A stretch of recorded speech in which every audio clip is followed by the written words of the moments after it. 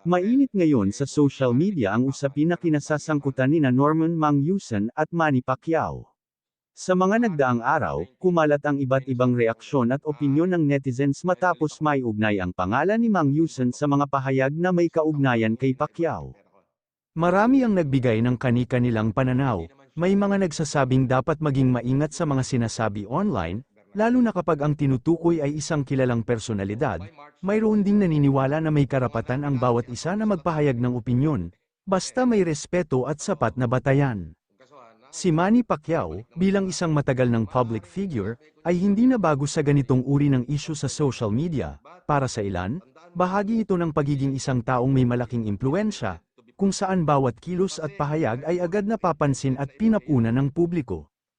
Ipinapakita ng sitwasyong ito kung gaano kabilis kumalat ang impormasyon sa panahon ng social media, at kung gaano kahalaga ang pagiging responsable sa pagbibigay at pagtanggap ng opinyon. Sa huli, nasa bawat isa pa rin ang desisyon kung paano uunawain at tutugunan ang ganitong mga issue. Ruel, kung hindi marinig to ni Pacman, ikaw na magsabi kay Manoy mo na maaaring noong 2019, may nasabi akong ganyan. Maaari. Dahil galit ako. At involved ako. Isang taong kasing hindi na ibalik yung pera ko. So, hindi naman siya ang talagang tinitira ko. Yung kaibigan ko. Si Bernard Chong. Okay? So, by March, nagkasuhan. No, kung nga nakilala si Atty. Salatandre. Oo. Kung kasuhan, naayos naman. Naibalik naman yung akin. So, maaaring may nasabi ko niyan somehow in February of 2019. But, tandaan mo it is not intended to be public. Kasi if I'm going to intended na ipahiya ka, dapat nagpa-media na ako noon. Kasi kasuhan yun eh. Di ba? So, kasuhan yun. Kaya lang hindi. So, ibig sabihin, maaaring may kausap ako, may nag-video na habang nakikipag-usap ako, pero hindi ko yan intention na ipubliko. So, kung sino yung nagpapakalat, ito si Bakagago, siya dapat lang kung tirahin niya. Pero nakita ko naman yung clip ng interview. Mukhang basang sisiw nga to si Bakagago.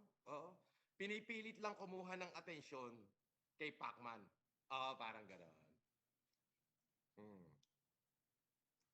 Tapos ngayon, yung mga troll niya, yan, banat, antagonize.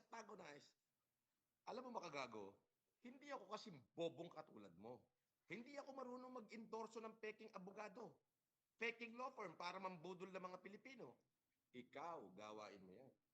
Condonia at Royal Blood si Aling Remy, bakit mukhang baluga? Sagot, bakit yung nanay ni Pacquiao mas masahol pa sa baluga? Sagot. Yun lang yun. Ano? Mayroon baka masikot ko. Sagot. Baka basta pa ko rin mas mali dito. Wala pa naman yung sagot. Bongbong. Ayan po yung sinabi niya. Kaya po, ito si attorney, together with, Mark, kaya po kami nagkakanik. Kasi po, actually, boss, ang message ako. Opo, kasi mainit po ito sa internet, boss Manu. Medyo, mainit po. Connect na po ako, tapos nag-usap po kami. Kasi nag-aalala ko yung sinabi mo noon. gago kaya Okay lang po ganito. ikaw. Pero wag na. Kilala ba niya ako? Kung okay lang. Tanong ko siya, kilala ba niya ako? Kaya siya dito. Okay ka. Baliw Ako siya. ba naman yan kasi? Sundan na yan eh. Baliw. Nag-message ako sa kanya, boss. Sabi niya, boss, ako yung mga, medyo yung sinabi niya. Una pa lang yung 30 million, tapos Pangit yun. Badly nadamay yun. mami, di ba? Ganyan din po siya sa nanay ko, kaya po kinasuhan din siya ng nanay ko. Nanay ko po. Lahat yun. Parinig ko kayo, boss, yung mga pinagsasabi niya sa... Hindi, wag na. Okay yan. Nakahiya naman. Pero kasi ganun po siya.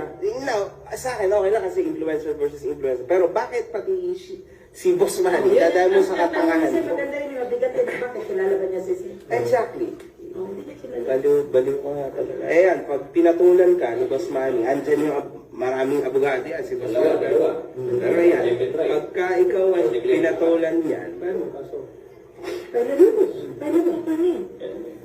Nag-usap na ako na po bahala, Boss Manny. Sinigay ko na sa kanya yung requirements na hinihingi ko. Ibabalik ko lang po sa kanya. Nag-umpisa na kami, boss, actually. Kailan natin ang kaso? Ayun.